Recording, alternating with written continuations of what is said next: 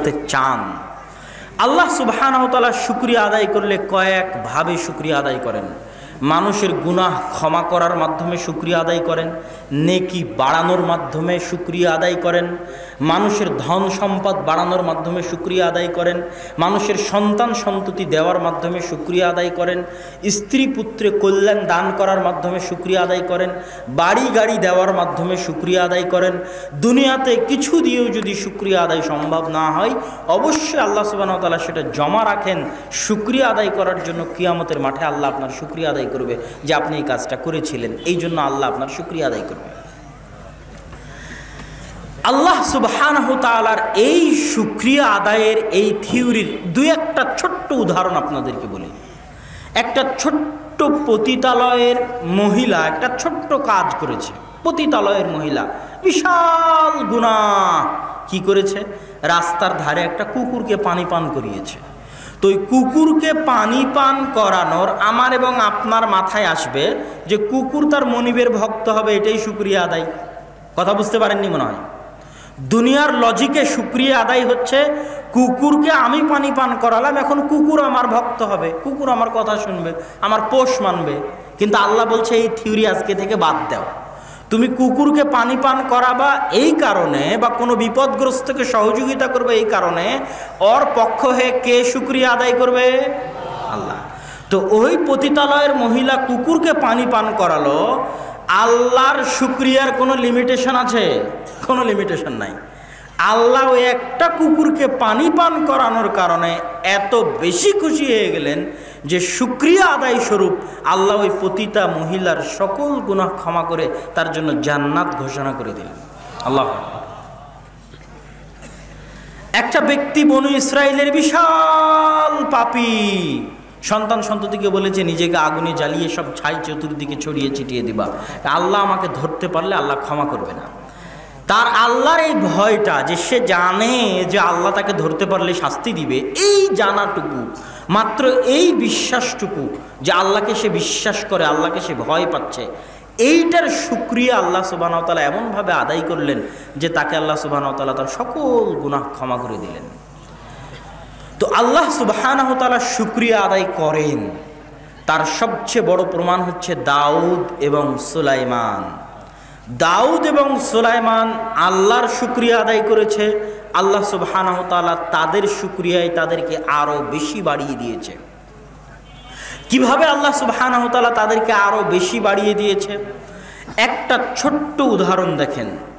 মানুষ যখন ধনী হয় তখন মানুষ আল্লাহ সুবহানাহু ওয়া তাআলাকে ভুলে যায়, কিন্তু দাউদ আর সুলাইমান পৃথিবীর সকল প্রভাব, সকল প্রতিপত্তি, সকল ধন সম্পদের মালিক হওয়ার পরেও তারা আল্লাহর আবদান শাকুরা, শুকরিয়া আদায়কারী বান্দা হওয়ার চেষ্টা করেছে, নত থেকেছে। আল্লাহ সুবহানাহু ওয়া তাআলার ইবাদত আরও বাড়িয়ে দিয়েছে, আল্লাহর তাসবিহ তাহলিল আরও বাড়িয়ে দিয়েছে। তখন আল্লাহও তার শুকরিয়া আদায়ের পরিমাণ আরও বাড়িয়ে দিয়েছে। আল্লাহ সুবহানাহু ওয়া তাআলা বলেছে, লাইন শাকারতুম লাযীদান্নাকুম, তোমরা যদি আমার শুকরিয়া আদায় করো আমি আরো ডবল করে শুকরিয়া আদায় করব, আমি আরো বেশি করে শুকরিয়া আদায় করব। সম্মানিত উপস্থিতি, এতক্ষণ যাবত আমরা আল্লাহ সুবহানাহু ওয়া তাআলার যে গুণাবলীগুলোর আলোচনা শুনলাম, এই গুণাবলীগুলোর সারমর্ম বলত। বক্তব্যের শেষে এই গুণাবলীগুলোর উপর আর দুই একটা বাক্য যুক্ত করব। সারমর্ম কি? এক, আমরা আলোচনা করেছি আস-সামাদ। দুই, আমরা আলোচনা করেছি আল-লাতীফ। তিন, আমরা আলোচনা করেছি আল-ওয়াকিল। চার, আমরা আলোচনা করেছি আশ-শাকুর। আস-সামাদ এটা আল্লাহর নাম। এই নামের অর্থ কি? আল্লাহ অমুখাপেক্ষী। আর দুনিয়াতে যারা আছে সবাই চাইতে না চাইতে, বিশ্বাস করলেও না বিশ্বাস করলেও, বুঝলেও না বুঝলেও আল্লাহর মুখাপেক্ষী। অতএব অবুঝ না থেকে, বাধ্য না হয়ে, বিপদে না পড়ে স্বাভাবিক অবস্থায় আল্লাহর মুখাপেক্ষী হওয়া ভালো। বিপদে পড়ে তো মুখাপেক্ষী ফেরাউনও হয়েছে। অতএব যেহেতু আল্লাহর মুখাপেক্ষী আমরা আছি, সেহেতু স্বাভাবিক অবস্থায় আল্লাহর মুখাপেক্ষী হলে আল্লাহ খুশি হবেন। দুই, আল-লাতীফ, আল্লাহ সূক্ষ্মদর্শী, তথা আমার মনের কথা 100-তে 100 একমাত্র তিনি বুঝতে পারেন এবং পড়তে পারেন। আর আল্লাহ আমাদের জন্য যদি কিছু করতে চান সেটা তিনি সূক্ষ্ম থেকে সূক্ষ্মভাবে করেন, ডাইরেক্ট অ্যাকশনে আল্লাহ সুবহানাহু ওয়া তাআলা যান না। তিন, আল্লাহ সুবহানাহু ওয়া তাআলা ওয়াকিল। আমাদের সব দায় দায়িত্ব আমরা আল্লাহকে দিতে পারি, দিয়ে নিশ্চিন্ত হয়ে যেতে পারি। ছেলে মেয়ে, ধন সম্পদ, আত্মীয় স্বজন, বিপদ আপদ সকল ক্ষেত্রে নিশ্চিন্ত মনে আল্লাহর উপর দায়িত্ব দিয়ে টেনশন মুক্ত হওয়া সম্ভব। কেন? তিনি ওয়াকিল। শাকুর, মানুষের উপকার করে তার কাছে শুকরিয়া চাওয়ার প্রয়োজন নাই। মানুষের উপকার করে শুকরিয়া আপনার ওই মানুষের পক্ষ থেকে আল্লাহ আদায় করবে। এই নিয়তে মানুষের উপকার করেন, আল্লাহ যখন শুকরিয়া আদায় করবে বেহিসাব শুকরিয়া আদায় করবে। এবার আসি বক্তব্যের শেষে। আল্লাহ সুবহানাহু ওয়া তাআলা পবিত্র কোরআন মাজিদে বলেছেন, ওয়ালিল্লাহিল আসমাউল হুসনা ফাদউহু বিহা। আল্লাহর অগণিত অসংখ্য নাম আছে। এরকম যে 4টা নাম বললাম, আমি যদি এরকম আল্লাহর 99টা নামের ব্যাখ্যা করতে থাকি, আপনি বুঝতে থাকবেন আর নতুনভাবে অনুভব করতে থাকবেন যে আল্লাহ কেমন, আল্লাহ কি, আল্লাহ কাকে বলে, আল্লাহর পরিচয় কি, বহু লম্বা আলোচনা হবে। তো আল্লাহ কোরআনে কি বলছে? ওয়ালিল্লাহিল আসমাউল হুসনা। আল্লাহর অগণিত অসংখ্য নাম আছে। তোমরা আল্লাহ সুবহানাহু ওয়া তাআলার এই অগণিত অসংখ্য নাম দিয়ে তোমরা আল্লাহকে ডাকো। 2, রাসূল সাল্লাল্লাহু আলাইহি ওয়াসাল্লাম বলছেন, ইন্না লিল্লাহি 99 আসমা। আল্লাহর 99টা নাম আছে। 99টা নাম মানুষে জানে। আল্লাহর নাম অগণিত এবং অসংখ্য। তাওহীদ, একত্ববাদ, যেটা ইসলামের মূল ভিত্তি। একত্ববাদ হচ্ছে ইসলামের মূল ভিত্তি, যেটাকে আরবিতে বলা হয় তাওহীদ। এই একত্ববাদ আল্লাহ সুবহানাহু তাআলার নামে, এই একত্ববাদ আল্লাহ সুবহানাহু তাআলার রব হিসেবে, এই একত্ববাদ আল্লাহ সুবহানাহু তাআলার ইলাহ হিসেবে, এই একত্ববাদ আল্লাহ সুবহানাহু তাআলার গুণেও। আল্লাহ সুবহানাহু তাআলা নাম হিসেবে একক, তথা তার মতো এই নাম আর কারো নাই। বহু দৃষ্টিকোণ এবং বহুভাবে গবেষণা করে দেখা গেছে যে আল্লাহ এই নামটা আরবি ভাষায় সবচেয়ে ব্যতিক্রম নাম। যেই নামের মতো নাম আরবি ভাষায় আর নেই। আল্লাহ সুবহানাহু তাআলার গুণে তিনি একক, তথা যেই গুণ তার আছে ওই গুণ পৃথিবীর আর কারো ধারণ করা সম্ভব নয়। যেমন আল্লাহ সুবহানাহু ওয়া তাআলার গুণ হচ্ছে আল হাই, চিরঞ্জীব, তথা পৃথিবীতে আর কারো এই গুণ অর্জন করা সম্ভব নয় যে সে চিরঞ্জীব হবে, কোনোদিন মারা যাবে না। এই গুণ পৃথিবীতে কোনো ব্যক্তি, কোনো বস্তু, কোনো জিন, কোনো ফেরেশতা, কোনো জড় পদার্থ, কোনো কীট পতঙ্গ কারোই পক্ষে অর্জন করা সম্ভব নয় যে সে কোনোদিন মারা যাবে না। এইভাবে আল্লাহ সুবহানাহু তাআলা তার গুণাবলীতেও একক। আল্লাহ সুবহানাহু তাআলা রব হিসেবে একক। সেটার অর্থ কি? আমার এবং আপনার লালন পালন কর্তা, জীবন মৃত্যুর মালিক, রুজি রুটির মালিক, তিনিই ব্যবস্থা করেন, তিনিই লালন পালন করেন। এই জন্য তিনি রব্বুল আলামিন। রব্বুল মুসলিমিনও নন, রব্বুল মুমিনিনও নন। মুমিনদের রব, মুসলমানদের রব এরকম নন, কাফেরদেরও রব। কেননা যে কাফের, যে মুশরিক, যে আল্লাহকে গালি দেয়, তাকেও খাওয়ান আল্লাহ। তারও জীবন মৃত্যুর মালিক আল্লাহ সুবহানাহু তাআলা। তারও রব, তারও লালন পালন কর্তা হচ্ছে আল্লাহ সুবহানাহু তাআলা। এই জন্য সারা পৃথিবীর অধিকাংশ ধর্মের মানুষ, 90% অধিক মানুষ আল্লাহকে রব হিসেবে স্বীকার করে। আবু জাহাল, আবুল আহাব আল্লাহকে রব হিসেবে স্বীকার করত। মক্কার কাফের মুশরিকরা আল্লাহ সুবহানাহু তাআলাকে রব হিসেবে স্বীকার করত। সকল নবী রাসূলের যুগে যেই সমস্ত কাফের মুশরিকরা বসবাস করত, তারাও আল্লাহকে রব হিসেবে স্বীকার করত, কিন্তু আল্লাহকে ইলাহ হিসেবে স্বীকার করত না। তাহলে মূল দ্বন্দ্ব হচ্ছে আল্লাহকে ইলাহ হিসেবে স্বীকার করা। এই জন্য কালেমা কখনো এটা বানানো হয়নি যে লা রব্বা ইল্লাল্লাহ, আল্লাহ ব্যতীত কোনো রব নেই, বরং কালেমা এটা বানানো হয়েছে যে লা ইলাহা ইল্লাল্লাহ, আল্লাহ ব্যতীত কোনো ইলাহ নেই। ইলাহ মানে কি? ইলাহ মানে হচ্ছে যে তোমাকে সৃষ্টি করেছে তুমি তারই ইবাদত করবা, যে তোমাকে খাওয়ায় পরায় তুমি তার কাছেই সাহায্য চাইবা, যে তোমার সকল কিছুর মালিক, তোমার পক্ষ থেকে সম্মান, মর্যাদা এবং ইবাদত পাওয়ার যোগ্য একমাত্র তিনি। সিম্পল এবং সাধারণ এবং সহজ কথা।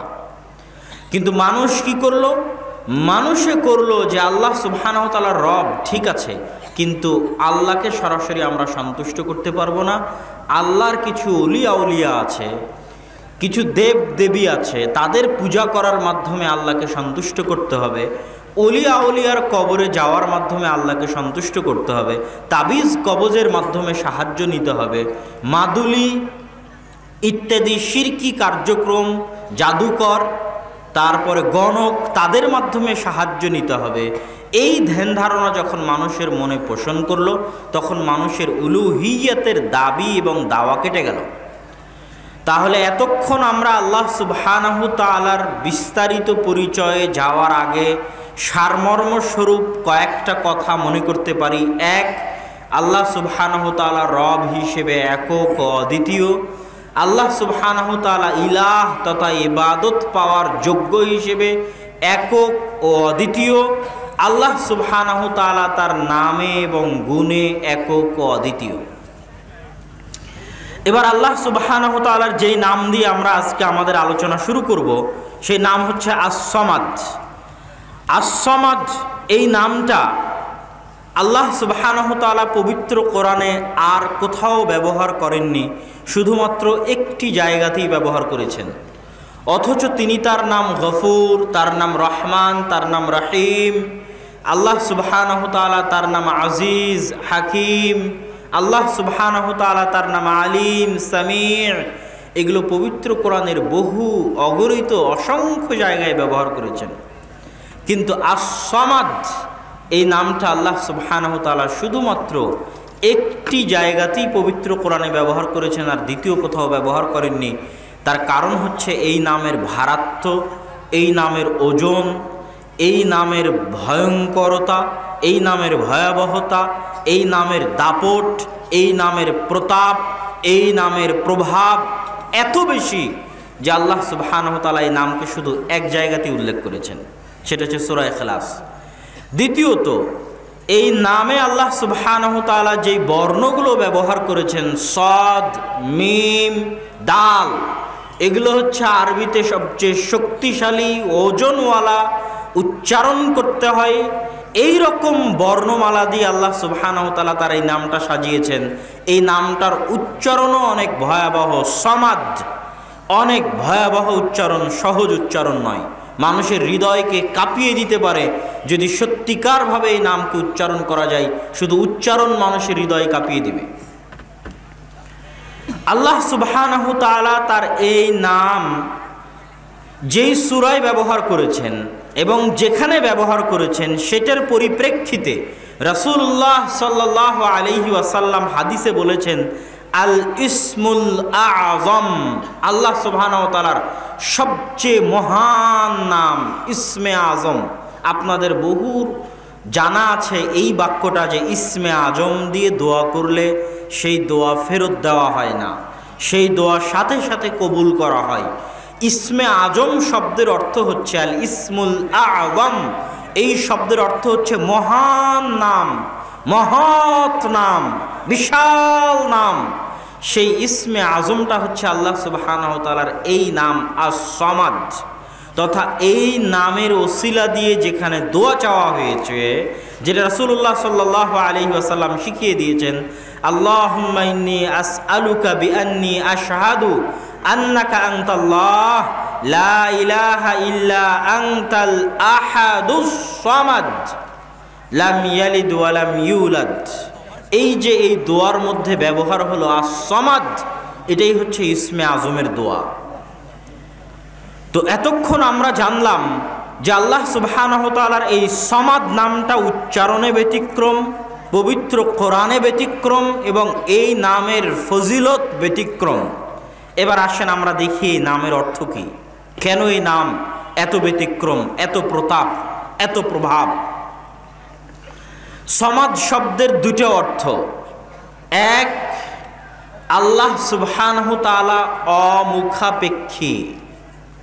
দুই, আল্লাহ সুবহানাহু তাআলা ব্যতীত পৃথিবীতে আর যা কিছু আছে সকল কিছু আল্লাহর মুখাপেক্ষী, স্বেচ্ছায় অনিচ্ছায়, অনুগত অবস্থায় বাধ্যগত অবস্থায়, চাইতে না চাইতে, ভালো লাগলেও না ভালো লাগলেও, মন চাইলেও না মন চাইলেও, স্বেচ্ছায় অনিচ্ছায় আল্লাহ সুবহানাহু তাআলা ব্যতীত পৃথিবীতে যা কিছু আছে, মানুষ, জিন, পশু পাখি, কীট পতঙ্গ, পঙ্গপাল, যা কিছু আছে সবাই মুখাপেক্ষী আল্লাহ সুবহানাহু তাআলার স্বেচ্ছায় অনিচ্ছায়, চাইলেও না চাইলেও, বুঝলেও না বুঝলেও, মানলেও না মানলেও, বিশ্বাস করলেও বিশ্বাস না করলেও তারা আল্লাহ সুবহানাহু তাআলার মুখাপেক্ষী।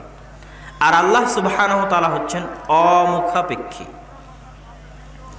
তথা আল্লাহ সুবহানাহু তাআলা মানুষকে 24 ঘন্টা দেখিয়েছেন যে মানুষ কতটা দুর্বল। মানুষ, আমি এবং আপনি 3 বেলা না খেলে বাঁচতে পারবো না, না ঘুমালে বাঁচতে পারবো না, পেশাব পায়খানা না করলে বাঁচতে পারবো না। তথা আমরা পেশাব পায়খানার মুখাপেক্ষী, খাবারের মুখাপেক্ষী, ঘুমের মুখাপেক্ষী। এরকম প্রত্যেকটা ধাপে ধাপে আমরা কোনো না কোনো কিছুর মুখাপেক্ষী। আর আল্লাহ নিজের ক্ষেত্রে কি বলেছেন? আল্লাহু লা ইলাহা ইল্লা হুয়াল হাইয়ুল কাইয়্যুম লা তাখুযুহু সিনাতুন ওয়ালা নাওম। আল্লাহ সুবহানাহু তাআলাকে তন্দ্রা এবং নিদ্রা স্পর্শ করে না। আল্লাহ সুবহানাহু তাআলাকে ক্লান্তি স্পর্শ করে না। আল্লাহ সুবহানাহু তাআলা লা ইয়াতআম বাল ইউতইম, নিজে খান না বরং মানুষকে খাওয়ান। তথা আল্লাহর খাওয়ার প্রয়োজন হয় না, মানুষের খাওয়ার প্রয়োজন হয়, সেটার ব্যবস্থা আল্লাহ করে দেন। লাম ইয়ালিদ ওয়া লাম ইউলাদ, মানুষের জন্ম নিতে বাপের প্রয়োজন হয়, মানুষের দুনিয়াতে আসার পর সন্তানের প্রয়োজন হয়। আল্লাহ সুবহানাহু তাআলা লাম ইয়ালিদ ওয়া লাম ইউলাদ, তার কোনো পিতাও নাই, তার কোনো সন্তানও নাই। তথা এমন কিছু নাই যেটার প্রতি আপনি আল্লাহ সুবহানাহু তাআলাকে মুখাপেক্ষী করতে পারবেন যে আল্লাহ সুবহানাহু তাআলার এই জিনিসটার দরকার আছে, এই জিনিসটার প্রয়োজন আছে, আল্লাহ সুবহানাহু তাআলার এই জিনিসটা লাগবে।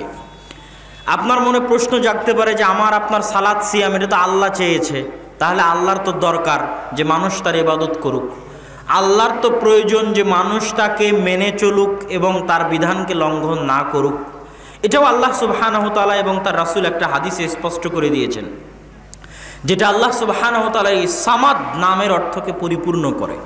রাসূলুল্লাহ সাল্লাল্লাহু আলাইহি ওয়াসাল্লাম বলেছেন, ইয়া ইবাদি কুল্লুকুম জায়ি ইল্লা মান আতআমতুহু, হে আমার বান্দারা তোমরা সকলেই ক্ষুধার্ত যতক্ষণ না আমি তোমাদেরকে খাওয়াই। ফাস্তাতিমুনি, অতএব তোমরা আমার কাছে খাবার চাও। উতইমুকুম, আমি তোমাদেরকে খাবার দিব।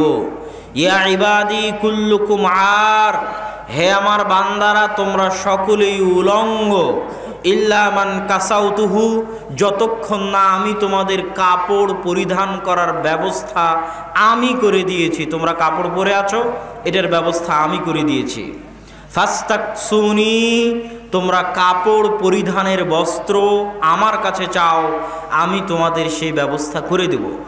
ইয়া ইবাদি ইন্নাকুম তুখতিউনা বিল্লাইলি ওয়ান নাহার, হে আমার বান্দারা তোমরা দিনে রাতে গুনাহ করো। ওয়া আনা উগফিরুকুম যুনুবাকুম, আর আমি তোমাদের গুনাহকে ক্ষমা করে দিই। ফাস্তাগফিরুনি, আমার কাছে ক্ষমা চাও, আমি তোমাদেরকে ক্ষমা করে দিব। এবার আসছি আমাদের মূল পয়েন্টে। আল্লাহ সুবহানাহু ওয়া তাআলা আরো কি বলছেন? ইয়া ইবাদি ইন্না আউওয়ালাকুম ওয়া আখিরাকুম ওয়া ইনসাকুম ওয়া জিন্নাকুম লাউ কানু আলা আতকা কলবিন, হে আমার বান্দারা তোমাদের প্রথম ব্যক্তি থেকে নিয়ে শেষ ব্যক্তি পর্যন্ত, তথা আদম থেকে নিয়ে কিয়ামত পর্যন্ত সকল মানুষ, সকল জিন, ইনসাকুম ওয়া জিন্নাকুম, সকল মানুষ এবং সকল জিন, লাউ কানু আলা আতকা কলবি আহাদিকুম, যদি পৃথিবীর সবচেয়ে পরহেজগার মানুষের মতো পরহেজগার হয়ে যায়, পৃথিবীর সবচেয়ে পরহেজগার মানুষ, তাকওয়ালা মানুষ যদি আমরা মুহাম্মদ সাল্লাল্লাহু আলাইহি ওয়াসাল্লামকে ধরি, তাহলে আল্লাহ সুবহানাহু ওয়া তাআলা বলছেন আদম থেকে নিয়ে কিয়ামত পর্যন্ত সকল মানুষ, সকল জিন যদি সকল মানুষ সকল জিন যদি মুহাম্মদ সাল্লাল্লাহু আলাইহি ওয়াসাল্লামের মতো তাকওয়াবান পরহেজগার হয়ে যায়, মা জাদা যালিকা ফি মুলকি শাইআ, তাহলে আমার সরিষা সমপরিমাণ উপকার করতে পারবে না। কি বুঝলেন? যে আপনার ইবাদতের আল্লাহর দরকার আছে? কথা বলেন না যে আপনার ইবাদতের ঠেকা পড়েছে আল্লাহ সুবহানাহু ওয়া তাআলার। আল্লাহ এই বাক্যে ক্লিয়ার করে দিলেন যে সারা পৃথিবীর সবাই যদি মুহাম্মদ সাল্লাল্লাহু আলাইহি ওয়াসাল্লামের মতো হয়ে যায়, তাকওয়াবান পরহেজগার, মা যাদা যালিকা ফি মুলকি শাইআ, আমার রাজত্বে, আমার ক্ষমতায়, আমার প্রভাব এবং প্রতিপত্তিতে, আমার কোনো কিছুতে সরিষা সমপরিমাণ তোমরা ইবাদত করে উপকার করতে পারবা আমার, এই ধারণা তোমরা করিও না। লাং তানফাউনি, আমার উপকার করার ক্ষমতা তোমাদের নাই। পরের বাক্যে আল্লাহ কি বলছেন? ইয়া ইবাদি ইন্না আউওয়ালাকুম লাউ আন্না আউওয়ালাকুম ওয়া আখিরাকুম ওয়া ইনসাকুম ওয়া জিন্নাকুম, হে আমার বান্দারা, যদি তোমাদের প্রথম ব্যক্তি থেকে নিয়ে শেষ ব্যক্তি পর্যন্ত সকল মানুষ সকল জিন পৃথিবীর সবচেয়ে পাপিষ্ঠ পাপাচারী ফাসিক কাফেরে পরিণত হয়ে যায়, সবাই যদি ফেরাউন হয়ে যায়, মা নাকাসা যালিকা মিন মুলকি শাইআ, তাহলে সারা পৃথিবীর সব মানুষ আর সব জিন মিলে যদি সকাল সন্ধ্যা আল্লাহকে গালি দেয়, সকাল সন্ধ্যা আল্লাহর নাফরমানি করে, তো আল্লাহ সুবহানাহু ওয়া তাআলা বলছেন আমার সরিষা সমপরিমাণ ক্ষতি করার ক্ষমতা, আমার রাজত্বে সরিষা সমপরিমাণ কমতি করার ক্ষমতা তোমাদের নাই, এই সাধ্য তোমাদের নাই।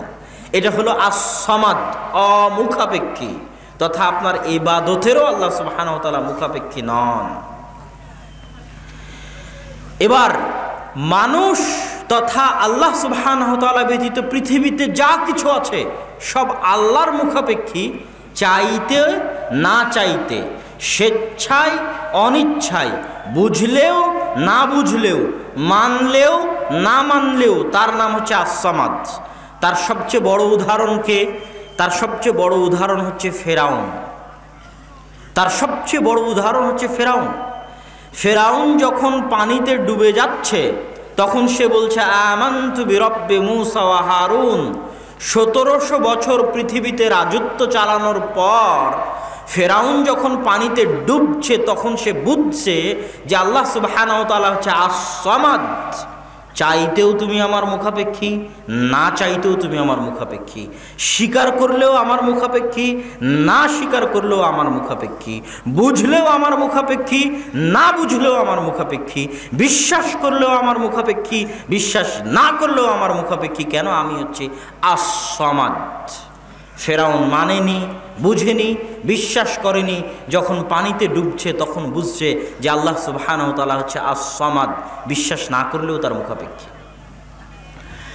আমরা যদি স্বেচ্ছায় আল্লাহ সুবহানাহু ওয়া তাআলাকে আস-সামাদ মনে না করি, এখনই যদি আপনার প্যারালাইসিস হয়ে যায়, আপনি বুঝবেন যে আপনি আল্লাহর মুখাপেক্ষী, আপনি কত দুর্বল।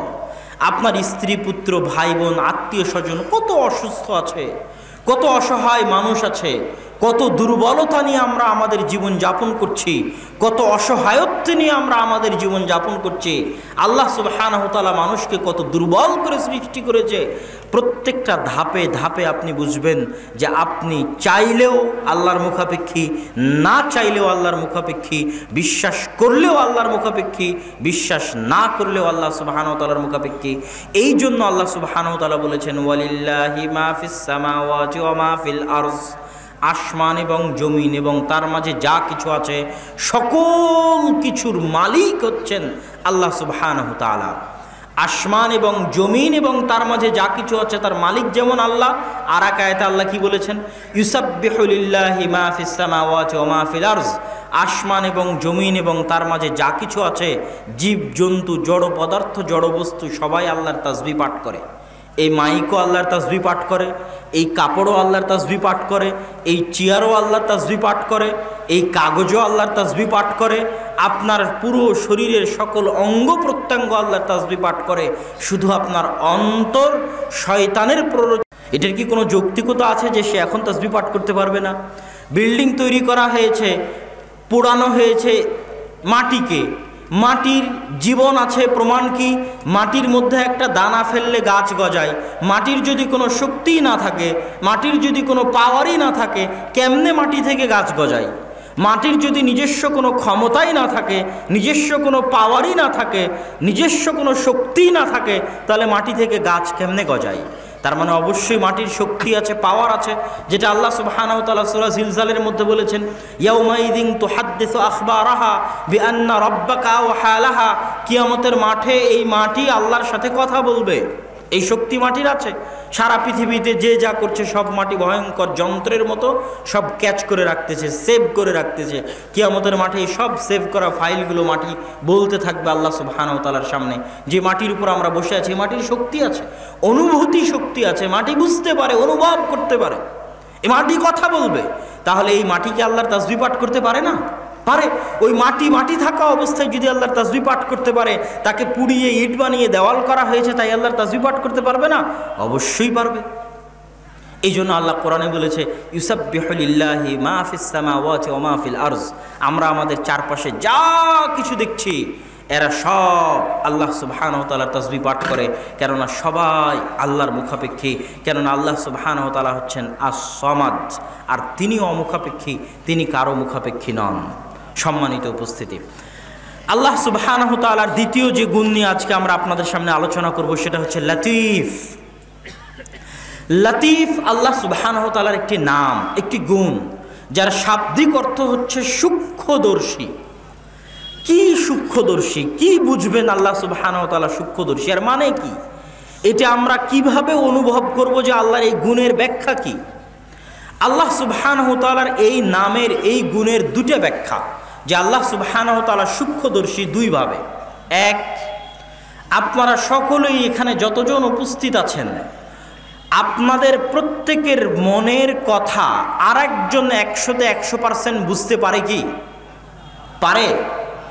এমন জীবনে আপনার বহু পরিবেশ গেছে যখন আপনার অবস্থাটা আপনি আপনার বউকেও বুঝাতে পারেন না, আপনার মনের অবস্থাটা আপনার ছেলেকেও বুঝাতে পারেন না, আপনার মনের অবস্থাটা আপনার বাপকেও বুঝাতে পারেন না। এরকম আপনার জীবনে বহু ঘটনা, বহু কিছু আপনার জীবনে ঘটে গেছে। এবং প্রতিনিয়ত কেউই, কোনো মানুষই তার মনের অনুভূতি পরিপূর্ণরূপে আর একজন সে যেভাবে অনুভব করছে ঠিক সেভাবেই আর একজন অনুভব করবে, এটা অসম্ভব, এটা পারে না। আপনার স্ত্রীও পারে না, আপনার ছেলেও পারে না, আপনার বাপও পারে না।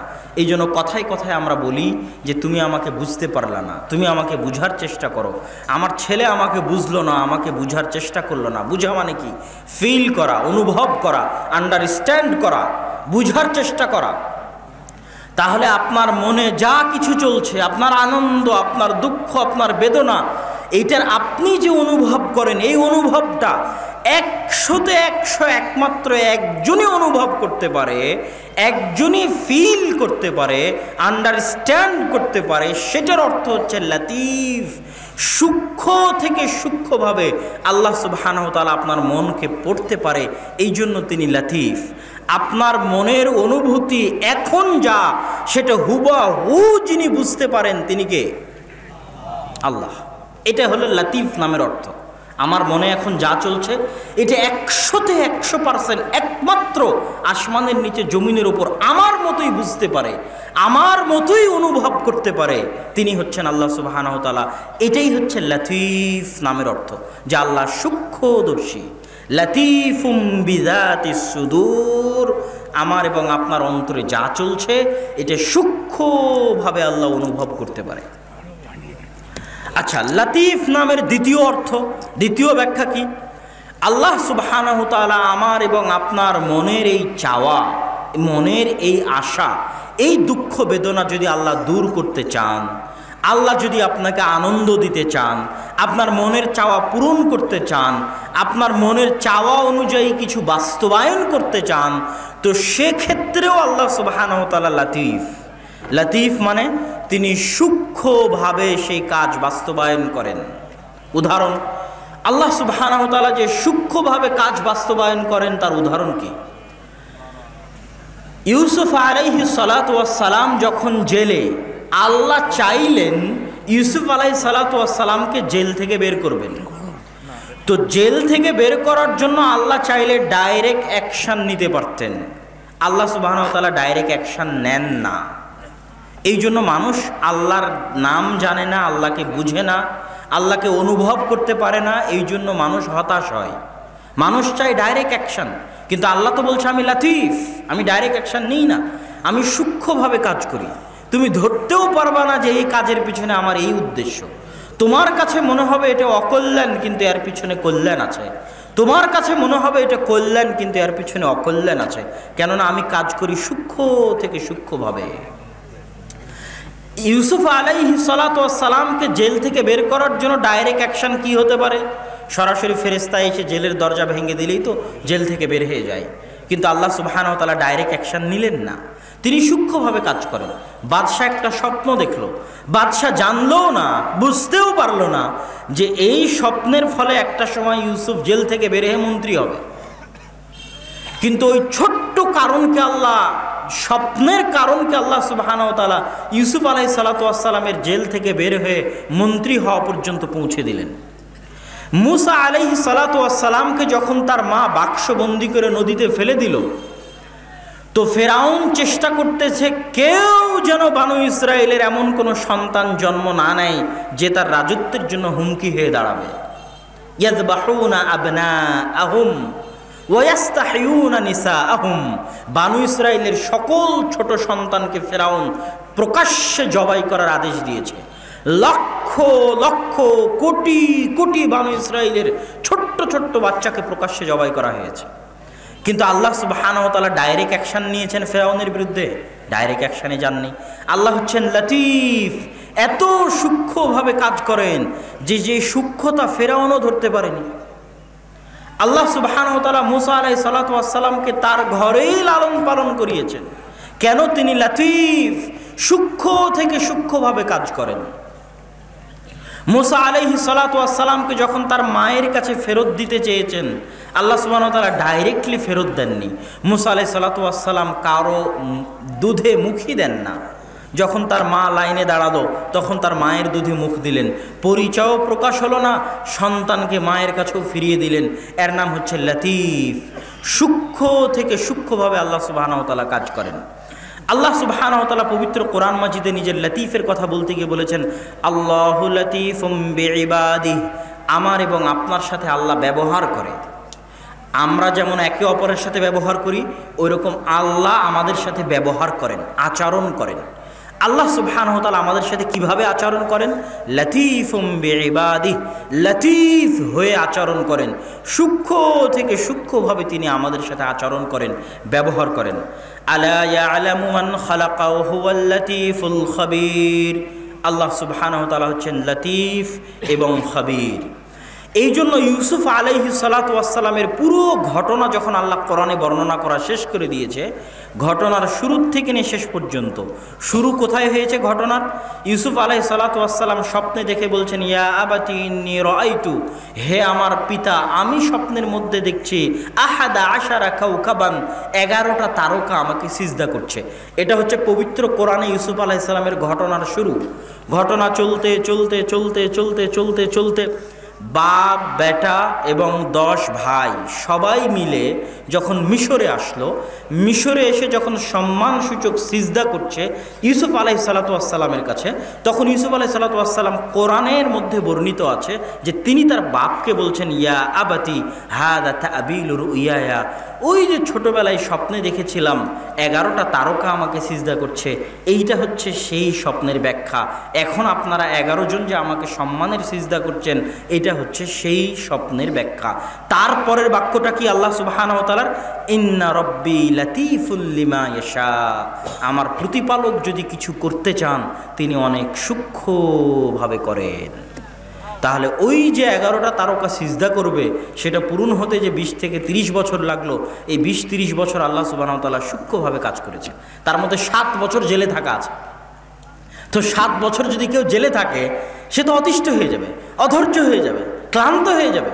কিন্তু কেউ যদি জানে যে আল্লাহ সুবহানাহু ওয়া তাআলা লতিফ, তিনি মানুষের জন্য সূক্ষ্মভাবে কাজ করেন, সে হতাশ হবে না, অবশ্যই অকল্যাণের পিছনে কোনো কল্যাণ থাকতে পারে।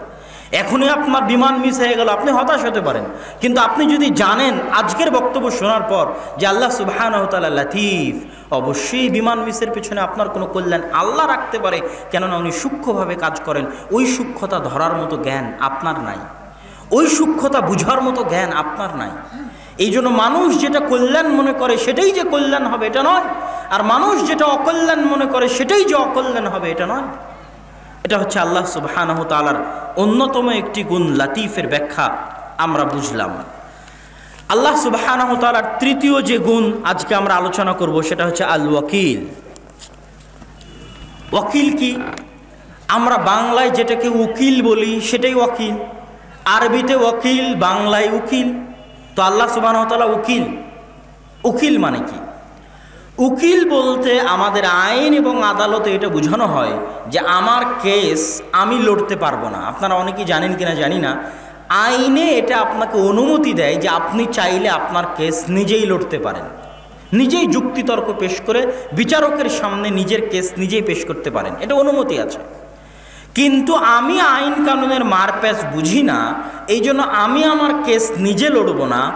আমার জেল হবে না জামিন হবে, ফাঁসি হবে না শুলি হবে, এই গোটা ফাইসালা আমি দায়িত্ব দিয়ে দিলাম উকিলের ওপর। উকিল তার মতো করে চেষ্টা করবে, যেটা হবে হবে। তাহলে আপনার জীবন মৃত্যুর দায়িত্ব আপনি উকিলকে দিয়ে দিলেন, এর নাম হচ্ছে উকিল, কাউকে দায়িত্ব দিয়ে দেওয়া। তাহলে ওয়াকিল মানে হচ্ছে আল্লাহ সুবহানাহু ওয়া তাআলাকে দায়িত্ব দেওয়া। আপনি আল্লাহকে দায়িত্ব দিবেন, আল্লাহ আপনার দায়িত্ব নিবে। ভাবতে আপনার কাছে ব্যতিক্রম লাগলেও, শুনতে ব্যতিক্রম লাগলেও, আল্লাহ সুবহানাহু ওয়া তাআলা পবিত্র কোরআন মাজিদে এটাই বলছেন, রব্বুল মাশরিক ওয়াল মাগরিবি লা ইলাহা ইল্লা হু ফাত্তাখিযহু ওয়াকিলা। আল্লাহ সুবহানাহু ওয়া তাআলা হচ্ছেন মাশরিক পূর্ব, মাগরিব পশ্চিম, পূর্ব পশ্চিমের প্রতিপালক, তিনি ব্যতীত কোনো ইলাহ নেই। ফাত্তাখিযহু ওয়াকিলা, তোমরা আল্লাহকে ওয়াকিল হিসেবে গ্রহণ করো। তোমাদের সকল দায় দায়িত্ব, চিন্তা, টেনশন সব কার ওপর দিয়ে দাও? কার ওপর দিয়ে দাও? আল্লাহর ওপর দিয়ে দাও। ওয়া তাওয়াক্কাল, আগে একটু কোরআনের আয়াতগুলো শুধু অনুবাদ করে নিই, আল্লাহর ওয়াকিল হওয়া বিষয়ে কোরআনের আয়াতগুলো, তারপর আমি আরও ভালোভাবে আপনাদেরকে বুঝাচ্ছি আল্লাহ ওয়াকিল কীভাবে। ওয়া তাওয়াক্কাল আলাল আজিজির রহিম, তোমরা দায়িত্ব দাও। দেখেন, তাওয়াক্কুল বলে যে কথা আছে যে আল্লাহর ওপর তাওয়াক্কুল করো, ওই তাওয়াক্কুলটা ওয়াকিল থেকে এসেছে। যারকে ওয়াকিল বানানো হয় তার ওপর তাওয়াক্কুল করা হয়। কারো ওপর তাওয়াক্কুল করা মানে তাকে ওয়াকিল বানানো, তাকে দায় দায়িত্ব সব দিয়ে দেওয়া। ওয়া তাওয়াক্কাল আলাল আজিজির রহিম, তোমরা পরম দয়ালু মহাপরাক্রমশালী আল্লাহ সুবহানাহু ওয়া তাআলাকে তোমাদের সব দায় দায়িত্ব দিয়ে দাও। ওয়া তাওয়াক্কাল আলাল হাই আল্লাযী লা ইয়ামুত, যিনি মারা যাবেন না, যিনি চিরঞ্জীব, তাকে তোমরা তোমাদের সকল চিন্তা, টেনশন, তোমাদের ধন সম্পদ রক্ষা করা, সন্তান সন্ততি রক্ষা করা, সকল কিছুর দায় দায়িত্ব তাকে দিয়ে দাও, যিনি কোনোদিন মারা যাবেন না, চিরঞ্জীব। আল্লাযীনা ক্বালা লাহুমুন নাস ইন্নান নাসা ক্বাদ জামাউ লাকুম ফাখশাউহুম, রাসূল সাল্লাল্লাহু আলাইহি ওয়াসাল্লাম উহুদের যুদ্ধে ছিলেন। মানুষ তাকে ভয় দেখানোর জন্য আসলো, সাহাবীদেরকে ভয় দেখানোর জন্য আসলো যে মক্কার লোকেরা আবারও জমা হচ্ছে, জমা হয়ে পাল্টা আক্রমণ চালানোর জন্য আসছে। এই বলে যখন সাহাবী এবং রাসূল সাল্লাল্লাহু আলাইহি সাল্লামকে ভয় দেখাতে চাওয়া হলো, তখন উত্তরে কি বললেন? হাসবুনাল্লাহ ওয়া নি'মাল ওয়াকিল, আমাদের জন্য আল্লাহই যথেষ্ট, ওয়া নি'মাল ওয়াকিল, আর আল্লাহ হচ্ছে সবচেয়ে উত্তম ওয়াকিল, যাকে দায়িত্ব দিয়ে নিশ্চিন্ত হওয়া যায়, যাকে দায়িত্ব দিয়ে টেনশন মুক্ত থাকা যায়, সেই নিশ্চিন্ত, যথেষ্ট এবং উত্তম ওয়াকিল হচ্ছেন আল্লাহ সুবহানাহু ওয়া তাআলা। ওয়ালিল্লাহি মা ফিস সামাওয়াতি ওয়া মা ফিল আরদ ওয়া কাফা বিল্লাহি ওয়াকিলা, আসমান এবং জমিন এবং তার মাঝে যা কিছু আছে সকল কিছুর রাজত্ব আল্লাহর হাতে, আর আল্লাহ তোমাদের উকিল হিসেবে যথেষ্ট, আল্লাহ তোমাদের দায়িত্ব নেওয়া হিসেবে, দায়িত্ব পালনকারী হিসেবে যথেষ্ট। ইন্নী তাওয়াক্কালতু আলাল্লাহ রাব্বি ওয়া রাব্বুকুম, আমি ভরসা করলাম, দায়িত্ব দিলাম তোমার প্রতিপালক, আমার প্রতিপালক, উভয়ের প্রতিপালক আল্লাহর উপরে আমি দায়িত্ব দিয়ে দিলাম, আল্লাহর উপরে দায়িত্ব অর্পণ করে দিলাম। ওয়া তাওয়াক্কাল আলাল্লাহ ইন্নাহু হুয়াস সামিউল আলিম, তোমরা আল্লাহ সুবহানাহু তাআলার উপর সকল দায় দায়িত্ব দিয়ে দাও, নিশ্চয় আল্লাহ সুবহানাহু তাআলা সামিউন আলিম, সকল কিছু শুনেন এবং সকল কিছু জানেন। ওয়ামান ইয়াতাওয়াক্কাল আলাল্লাহ ফাহুয়া হাসবুহ, যে ব্যক্তি আল্লাহ সুবহানাহু তাআলার উপর সকল দায় দায়িত্ব অর্পণ করে দেয়, আল্লাহ সুবহানাহু তাআলা তার জন্য যথেষ্ট। বিসমিল্লাহি তাওয়াক্কালতু আলাল্লাহ লা হাওলা ওয়ালা কুওয়াতা ইল্লা বিল্লাহ। সম্মানিত উপস্থিতি, আল্লাহ সুবহানাহু ওয়া তাআলা পবিত্র কোরআনের এই অসংখ্য আয়াতে তাকে দায়িত্ব দেওয়ার জন্য বারবার বলছেন। তো আল্লাহ সুবহানাহু ওয়া তাআলাকে দায়িত্ব কেন আপনি দিবেন, তার প্রত্যেকটা কারণ আল্লাহ সুবহানাহু ওয়া তাআলা দায়িত্ব নিবে এই মর্মে আপনাকে যে আদেশ দিচ্ছে, তারপরে যে বাক্যটা যুক্ত করেছে, এই প্রত্যেকটা বাক্য প্রমাণ করে যে দায়িত্ব একমাত্র আল্লাহকে দিতে হবে, অন্য কাউকে নয়। যেমন এই আয়াতের একটা আয়াতে আল্লাহ বলল, তোমরা ওই সত্তাকে দায়িত্ব দাও যিনি কোনোদিন মারা যাবেন না। আপনারা যখন মারা যাবেন তখন আপনারা নিজের ভাইকে বলেন, ভাই মারা যাচ্ছি, আমার ছেলে মেয়েকে একটু দেখে রাখিস। এরকম ঘটে না? আব্বা আমি মারা যাচ্ছি, আমার ছেলে মেয়েকে একটু দেখে রাখবেন। বোন আমি মারা যাচ্ছি, অসময়ে আমার ছেলে মেয়েকে একটু দেখে রাখিও। তোমাদের দায়িত্বে দিয়ে গেলাম, তোমাদের উপর দায়িত্ব অর্পণ করে গেলাম। আচ্ছা, আপনি কি গ্যারেন্টি দিতে পারবেন আপনি মারা যাওয়ার পরের সেকেন্ডে, পরের ঘন্টায় যাকে দায়িত্ব দিয়ে গেলেন সে মারা যাবে না? কোনো গ্যারেন্টি আছে? এই জন্য আল্লাহ বলছে ওয়াতাওয়াক্কাল আলাল্লাহ আলাল হাই আল্লাযী লা ইয়ামুত। কেন আমাকে দায়িত্ব দিবা? আমাকে এই জন্য দায়িত্ব দিবা যে আমি কোনোদিন মারা যাই না। তাহলে আপনি যাকেই দায়িত্ব দিবেন ওরই মরার রিস্ক আছে না নাই? রিস্ক আছে। এই জন্য আল্লাহ বলছে আমাকে দায়িত্ব দাও। কেন?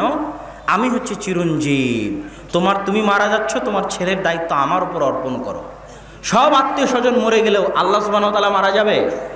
আল্লাহ সুবহানাহু ওয়া তাআলা মারা যাবে না। তাহলে আমার উপর দায়িত্ব দিয়ে যাও, আমি দায়িত্ব পালন করব।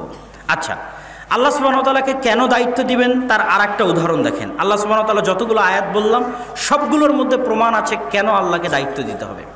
আল্লাহ বলছেন ওয়ালিল্লাহি মা ফিস সামাওয়াতি ওয়া মা ফিল আরজ, আসমান এবং জমিন এবং তার মাঝে যা কিছু আছে সকল কিছুর উপর একচ্ছত্র রাজত্ব কার? আল্লাহর। তাহলে আপনি সমস্যায় পড়েছেন, পাশে সচিব সাহেব আছে, উনি জয়পুরহাটে ওনার পরিচিতি আছে, আমি একটা বিপদে পড়েছি, ওনার কাছে সহযোগিতা নিলাম। এখন আমি এখান থেকে চলে গেলাম ইউরোপে, লন্ডনে। সচিব সাহেব আমাকে লন্ডনে কোনো সহযোগিতা করতে পারবে? পারবে? বাংলাদেশের প্রধানমন্ত্রীও আমাকে লন্ডনে কোনো সহযোগিতা করতে পারবে না। তাহলে আল্লাহ কেন বলছে আমাকে দায়িত্ব দাও? বলছে তুমি যে সমস্যার মধ্যেই থাকো না কেন, তোমার ওই সমস্যাকে কেন্দ্র করে আশেপাশে যা কিছু আছে সকল কিছুর একচ্ছত্র মালিককে। তুমি ইউরোপে থাকলে ইউরোপের মালিকও আমি, বাংলাদেশে থাকলে বাংলাদেশের মালিকও আমি, তুমি সৌদি আরবে থাকলে সৌদি আরবের মালিকও আমি। তোমার বাংলাদেশের কোনো কোম্পানির বস যদি তোমাকে সমস্যা করে, প্রবলেম হয়, ওই বসের মালিকও আমি। যা তোমার আশেপাশে যে সমস্যা আছে আমি চাইলে যে কোনো মুহূর্তে চেঞ্জ করে দিতে পারি। এই ক্ষমতা পৃথিবীতে আর কারো নাই। আছে আর কারো? আর কারো নাই। তাহলে কাকে দায়িত্ব দেওয়া উচিত? আল্লাহকে। আর কি কারণে আল্লাহকে দায়িত্ব দেওয়া উচিত? আল্লাহ সুবহানাহু ওয়া তাআলা এখানে পবিত্র কোরআন মাজিদে বলছে, শিখিয়ে দিচ্ছে, যখন কেউ আপনার সাথে জুলুম করবে, অত্যাচার করবে, তখন আপনি এই বাক্যটা বলতে শেখেন, তাওয়াক্কালতু আলাল্লাহ আল্লাযী রব্বি ওয়া রব্বুকুম। ওই আল্লাহর উপর আমি আমার সব দায়িত্ব দিয়ে দিলাম, যেখানে আমার একার প্রতিপালক নয়, তোরও প্রতিপালক। কথা বুঝতে পারছেন? যে আপনার ওপর জুলুম করছে, অত্যাচার করছে, যার সাথে আপনার সমস্যা আছে, তাকে এই বাক্যটা বলতে শিখুন, যেটা আল্লাহ বলতে শিখিয়েছে, যে আমি আমার ওপর হওয়া সকল অত্যাচার অন্যায়ের দায়িত্ব ওই আল্লাহর ওপর দিলাম, যিনি শুধু আমার প্রতিপালক নয়, তোরও প্রতিপালক। তথা তিনি চাইলে এর যে কোনো প্রতিশোধ তোর উপরেও নিতে পারেন, যেটা আসলে পৃথিবীর আর কারো পক্ষে সম্ভব নয়। কেন? পৃথিবীর আর দ্বিতীয় এমন কেউ নাই যে তারও প্রতিপালক হতে পারে, আমারও প্রতিপালক হতে পারে, এরকম দ্বিতীয় আর কেউ নাই। অতএব দ্বিতীয় আর কেউ নাই যে এই সমস্যার সত্যিকার সমাধান করে দিতে পারে। সম্মানিত উপস্থিতি, আল্লাহ সুবহানাহু ওয়া তাআলাকে ওয়াকিল হিসেবে গ্রহণ করলে আল্লাহ সুবহানাহু ওয়া তাআলা যে তার দায়িত্ব পালন করেন তার নমুনা। তার একটা নমুনা আপনাদের সামনে পেশ করি। আল্লাহ সুবহানাহু ওয়া তাআলা দায়িত্ব নিলে তিনি দায়িত্ব পালন করেন। কিভাবে? সেই ঘটনা বলার আগে আপনাদের সামনে আরেকটা ঘটনা বলি। কিছুদিন আগে চিটাগাংয়ে একটা ছোট্ট বাচ্চা বাসার সবচেয়ে পরিচিত ব্যক্তির কাছেই রেখে গেছে। সেই পরিচিত ব্যক্তি ওই বাচ্চাটাকে হত্যা করে জবাই করে নদীতে ভাসিয়ে দিয়েছে। ঘটেছে না ঘটেনি? ঘটেছে। তাহলে আপনি আপনার বাচ্চাকে স্কুলে পাঠাচ্ছেন কার জিম্মেদারিতে, কার হাওয়ালায়? আপনি আপনার বাচ্চাকে বাসায় রেখে যাচ্ছেন কার জিম্মেদারিতে, কার হাওয়ালায়? আপনি আপনার বাচ্চাকে সফরে পাঠাচ্ছেন কার জিম্মেদারিতে? আম্মা আপনি একটু দেখে রাখেন, আব্বা আপনি একটু দেখে রাখেন।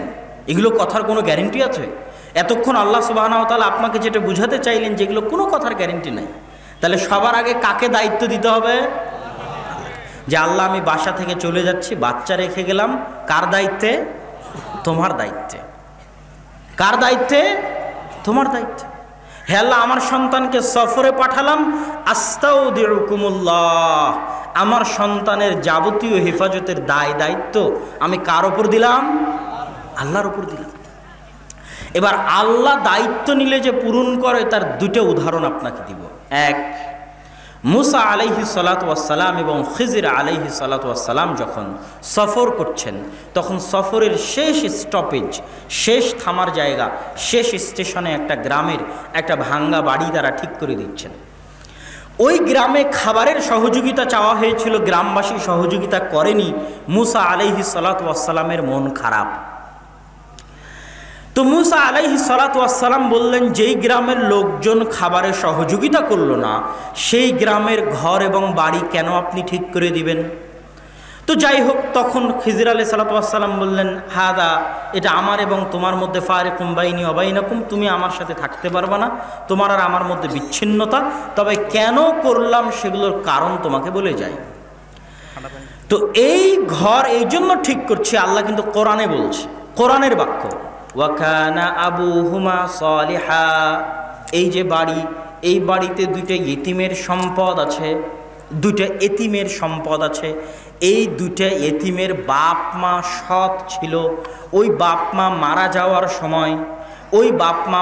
যাওয়ার সময় তাদের এই দুই এতিম বাচ্চার সম্পদ হেফাজত করার দায়িত্ব কাকে দিয়ে গেছিল?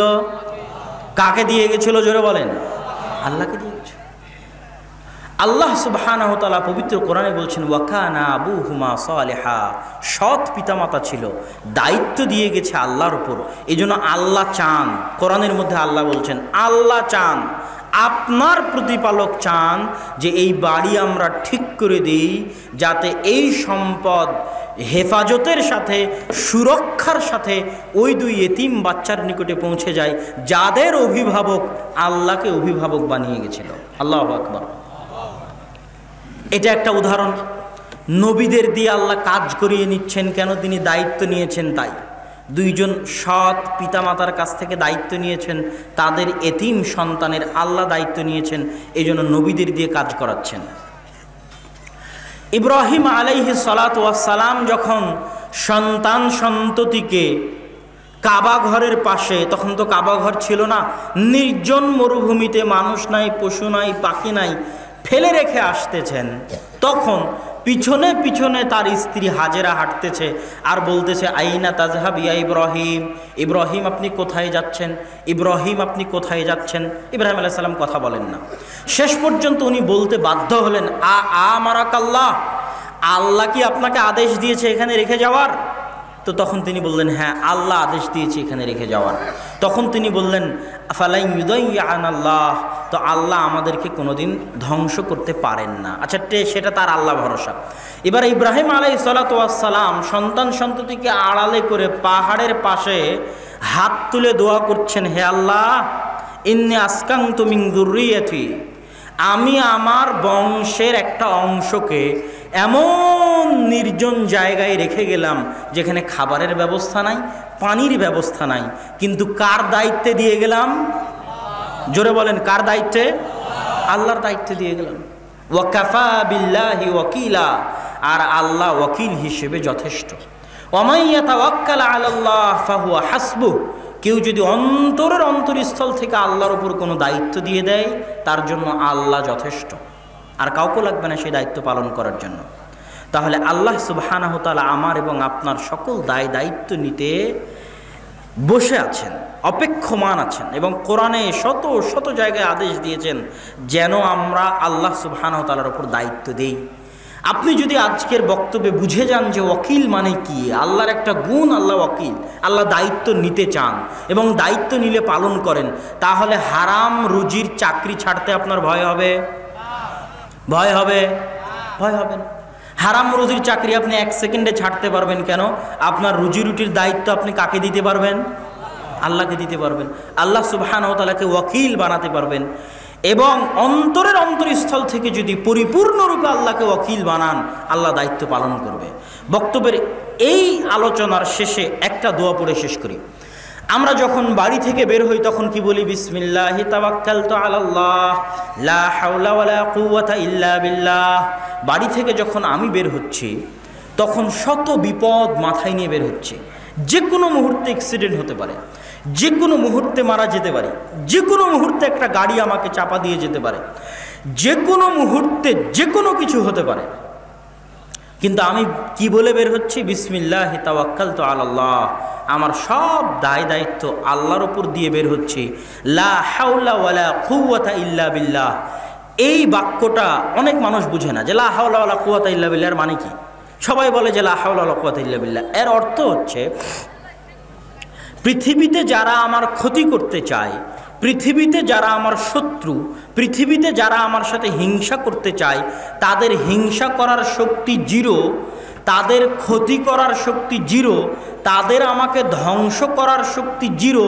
লা হাওলা ওয়ালা কুওয়াতা ইল্লা বিল্লাহ। আল্লাহর শক্তি, আল্লাহর ক্ষমতা ছাড়া পৃথিবীতে আর কোনো কিছুর ক্ষমতাকে এই বাক্যের মধ্যে স্বীকার করা হয়নি, মেনে নেওয়া হয়নি। যে যেই ক্ষতি করতে চাক না কেন, ওর ক্ষতি করার ক্ষমতা জিরো, যদি না আল্লাহ তাকে শক্তি দেন। কথা বুঝতে পারেননি মনে হয়। তথা পৃথিবীতে একটা পারমাণবিক বমের শক্তি জিরো। এই বাক্যের অর্থ হচ্ছে এটা, যে একটা পারমাণবিক বম এখানে রেডি হয়ে আছে, ওর পাওয়ার ইজিক্যাল টু জিরো। লা হাওলা ওয়ালা কুওয়াতা ইল্লা বিল্লাহ। যদি না আল্লাহ সেটাকে বিস্ফোরিত হওয়ার অনুমতি না দেন, ক্ষতি করার অনুমতি না দেন, সকলের পাওয়ার জিরো। লা হাওলা ওয়ালা কুওয়াতা ইল্লা বিল্লাহিল আলিয়্যিল আযীম। আমার আলোচনা আজকে আল্লাহ সুবহানাহু ওয়া তাআলার যে গুণাবলী, সেই গুণাবলীর শেষ যে বৈশিষ্ট্য যেটা নিয়ে আমরা আজকে আলোচনা করব, সেটা আগের যতগুলো আলোচনা করলাম সবগুলোর চেয়ে ব্যতিক্রম। সেটা হচ্ছে আশ-শাকুর। আল্লাহ সুবহানাহু ওয়া তাআলা শুকরিয়া আদায়কারী। আল্লাহ সুবহানাহু ওয়া তাআলা শুকরিয়া আদায়কারী। আপনাদেরকে আমি প্রশ্ন করতে চাই যে মানুষ শুকরিয়া আদায়কারী হয়, যে ভাই তোমার শুকরিয়া, আমার এই কাজটা করে দিলাম, তো আল্লাহর আমরা কি এমন উপকার করলাম যে আল্লাহ শুকরিয়া আদায়কারী? প্রশ্ন কি আমার বুঝতে পারছেন? কথা বলতে হবে আমার সাথে। প্রশ্ন কি বোঝা যায়? আল্লাহ বলছেন যে আল্লাহ শুকরিয়া আদায়কারী। শাকুর মানে শুকরিয়া আদায়কারী। শুকরিয়া আদায়কারী তো মানুষে হয়, যার উপকার করলে সে আমাকে শুকরিয়া আদায় করলো। আচ্ছা, আল্লাহ সুবহানাহু ওয়া তাআলা শুকরিয়া আদায়কারী, এটা বুঝার আগে আমাকে এবং আপনাকে বুঝতে হবে, আপনারা এখানে যে যতজন উপস্থিত আছেন, বহু মানুষের উপকার করেছেন। উপকার করে সে আপনাকে ধোঁকা দিয়েছে এমন হয়নি? হয়েছে না হয়নি? বহু মানুষের উপকার করেছেন, উপকার করার পর সে আপনার ক্ষতি করেছে এমন হয়েছে না হয়নি? হয়েছে। তাহলে কারো উপকার করার পর ধোঁকা খেলে মনে কষ্ট লাগে, কারো উপকার করার পর সে যদি পাল্টা আমার ক্ষতি করে মনে কষ্ট লাগে। কিন্তু আজকে যদি এই বক্তব্য শুনে আপনি বুঝতে পারেন যে আল্লাহ শাকুর, তাহলে আপনার মনে আর কোনো কষ্ট থাকবে না। যদি বুঝতে পারেন যে আল্লাহ শাকুর, আল্লাহ কি বুঝাতে চাচ্ছে এই শাকুর নাম দিয়ে? ইনি বিপদে পড়েছে, আমার কাছে ৭,০০০ টাকা ধার চাইলো, আমি এই ৭,০০০ টাকা ওনাকে ধার দিলাম। এই ৭,০০০ টাকা ওনাকে ধার দেওয়ার বিনিময়ে আল্লাহ বলছে ওর শুকরিয়া আদায় করার জিম্মেদারি নয়, শুকরিয়া আদায় করার জিম্মেদারি কার? কে শুকরিয়া আদায় করবে আপনার? জোরে বলতে হবে, কে? আল্লাহ।